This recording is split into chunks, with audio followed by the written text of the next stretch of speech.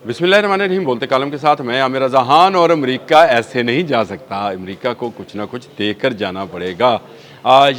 वो बात है जो कि इस वक्त ज़ुबान ज़द-ए-आम है। ईरान ने मज़ीद 6 शराइत जो हैं, सख्त शराइत आबने हर्मुज़ के खोलने के लिए रख दी हैं। ये जो डोनाल्ड ट्रंप बयान दिया करते थे कि आबने हर्मुज़ सुबह खुल जाएगी, शाम खुल जाएगी, वो अमान ईरान मुज़ाकरात को लेकर ये बात कर रहे थे कि ईरानी हमसे रब्ता करें, तो ईरानियों ने साफ इनकार किया कि हमारा अमेरिका के साथ कोई ऐसा रब्ता नहीं है जिससे आप ये समझ सकें कि हम अमेरिका के साथ किसी मुज़ाकरात की टेबल पर जा रहे हैं।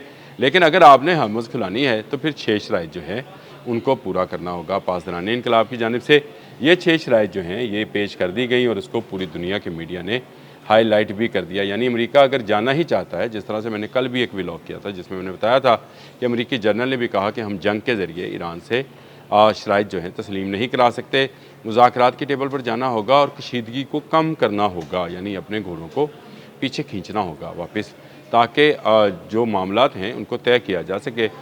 इस पर अब जो है ईरान ने अपनी 6 शराइत जो हैं वो रखती हैं और काफ़ी कहा जा रहा है कि अमेरिका इसके बगैर जो है ख़ित्ते को छोड़कर नहीं जा सकता।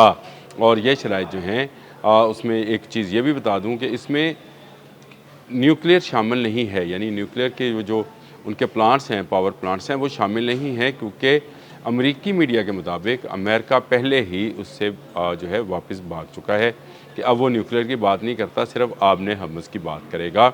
डोनाल्ड ट्रंप पर ये इल्ज़ाम भी आयद होना शुरू हो गया कि उसने इतनी बड़ी जंग न्यूक्लियर साइट्स के लिए की, लेकिन अब उससे वो बैकआउट कर रहा है, यानी पीछे भाग रहा है। और अब जो पहली शर्त है वो बता दूँ, 6 शराइत जो हैं उनका भी बताऊँ कि वो क्या हैं।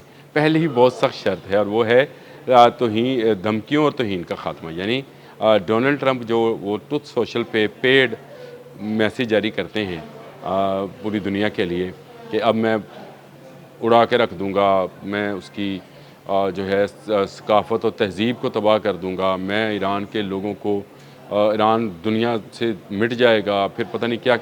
आपको अगर 28 फरवरी से पहले और 28 फरवरी से चंद दिन पहले और उसके बाद 40 रोज़ा जंग के दौरान और अभी ये हालिया जो सारा फेज़ गुज़रा 7 जुलाई के बाद, उसके तमाम बयानात को आप ज़रा सामने रखें।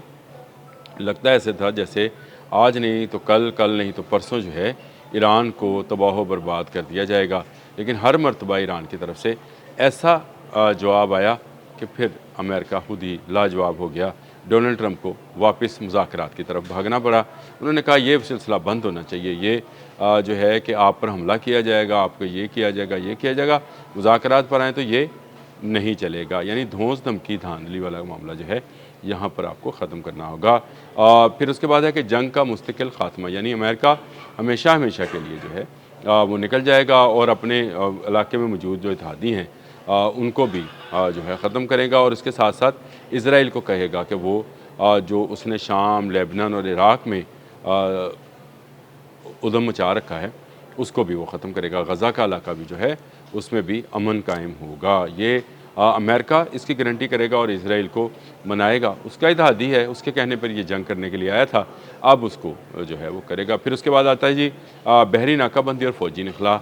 वो जो तमाम अड्डे हैं, पहले उसकी बात कर लेते हैं, जो मिडल ईस्ट में अमेरिका ने बना रखे हैं, उससे इनखला करेगा, यानी इसकी फ़ौजों को जो है वापस किया जाएगा और उससे उसको वापस बुलाया जाएगा फ़ौजों को, यानी उसको अमन की हालत में लाया जाएगा। यानी इस बात को समझे कि जब जंग के हालात होते हैं तो आप फ़ौज की तादाद में और अपने वेपनरी सिस्टम्स की तादाद में, जो कि इंटरसेप्टर्स हैं या अटैकर्स हैं, उनमें इजाफ़ा फरमाते हैं। तो इस इजाफ़े को भी आपको कम करना होगा, अमन के दिनों की सूरत में वापस लाना होगा। अड्डे बिल्कुल खाली या ख़त्म करने का मामला नहीं है, लेकिन आप उनको उस जंगी माहौल से बाहर निकालेंगे और उसको अमन की सूरत में रखेंगे, ताकि आइंदा जो जंग है, जंग वो ना हो। और उसके साथ साथ आप बहरी नाकाबंदी ख़त्म करेंगे। वो ब्लॉकेड जो अमेरिका ने ईरान का कर रखा है कि ईरान अपनी तेल की तजारत और गैस की तजारत ना कर सके और बैरूनी दुनिया से अद्वियात और खुराक ना मंगवा सके, उसको भी ख़त्म करना होगा। अब आपने हर्मुज़ जो है खुलेगी इस सूरत में जब ईरान का ब्लॉकेड ख़त्म होगा। और ये मैं पहले दिन से कहता हूँ, ये खलीज फ़ारस है, इसको फ़ारसियों के लिए ही मुख्तस रखना चाहिए। इसके लिए अमेरिका जैसे बाहर से 12,000 किलोमीटर दूर से आकर कोई मुल्क उस पर काबज़ नहीं रह सकता है। और मैंने ये स्टोरी भी की थी अब्राहम लिंकन के हवाले से एक दिन पहले ही, जिसमें मैंने बताया था कि उसमें 5000 फंसे मरीज़ जो हैं उनकी फैमिलीज़ अमेरिका में शोर मचा रही हैं। और वो एक कॉन्फ्रेंस में उन्होंने आपके कायम मुकाम जो नेवल सेक्रेटरी हैं उनको जिनका नाम वो तो हंग नाव उनको पकड़ कर उन्होंने काफ़ी तल्ख़ कलामी भी की थी कि भाई उनके पास ना अद्वियात हैं, ना उनके पास सेहत आमा की सहूलियात हैं, इवन के वाशरूम्स उनके गंदे हैं, उनके पास खुराक सही नहीं जा रही और वो बीमारियों और जहनी अमराज में का शिकार हो रहे हैं। तो ये कहा गया है कि ये बहरी नाकाबंदी भी ख़त्म की जाए। यानी इसका मतलब ये है कि आपका जो अब्राहम लिंकन कहीं दूर ज़ख्मी खड़ा है या आपका कोई और जहाज़ जो है वो आना चाह रहा है, थ्रूडोर रोज़वेल्ट मैंने बताया था कि ये भिजवाना चाह रहे हैं, उसके लिए तैयारी करवा रहे हैं। जॉर्ज डब्ल्यू बुश इसी इलाके में मौजूद है, तो इन सब को यहाँ से निकालना होगा। दूसरा इसके बाद आ जाए इनकी जो पाँचवीं शर्त है वो है जंग के नुकसानात का मुआवजा। यानी अभी तक अमेरिका ने जो जंग में नुकसान पहुंचाया है उसको दिया जाए। ये मैंने पहले भी बहुत लंबा चौड़ा इस पर डिस्कशन की थी और मैंने बताया था कि ईरान इस तरह नहीं चाहता है कि अमेरिका उसके पैसे दे दे। वो चाहता ये है कि आपने हर्मस पर जो टैक्स आयद किया जाएगा उसमें से एक अमाउंट जो है मुस्तकिलन वो ईरान को फ़राहम की जाए। वो जब वो पूरे हो जाए तो वो वाला टैक्स जो है वो निकल जाएगा, बाकी राहदारी टैक्स तो रहेगा, लेकिन एक सर्टन अमाउंट या एक सर्टन फ़ी जो है वो सिर्फ इस नाम पर जो ये जंग मुसल्लत की गई जिसमें आपके तमाम जीसीसी ममालिक शामिल थे, इसराइल शामिल था और अमेरिका शामिल था।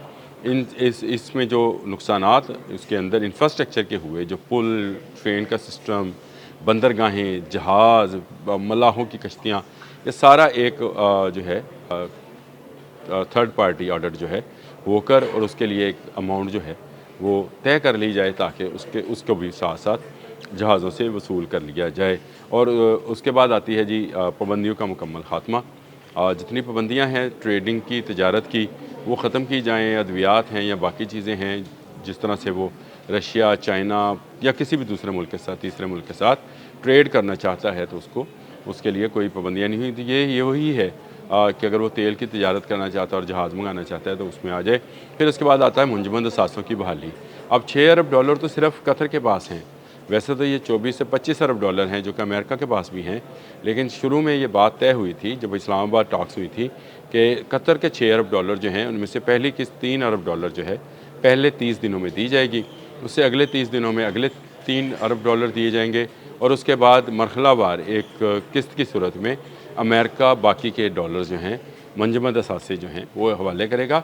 ये मंजमद असासों में सिर्फ नकद रकम नहीं है, इसमें गोल्ड भी है, इसमें डायमंड्स भी हैं, इसमें बिल्डिंग्स भी हैं जो ईरानी गवर्नमेंट की थी। ये वो 6 शराइत हैं जो कि अब पासदारानी इनकलाब ने दे दी हैं।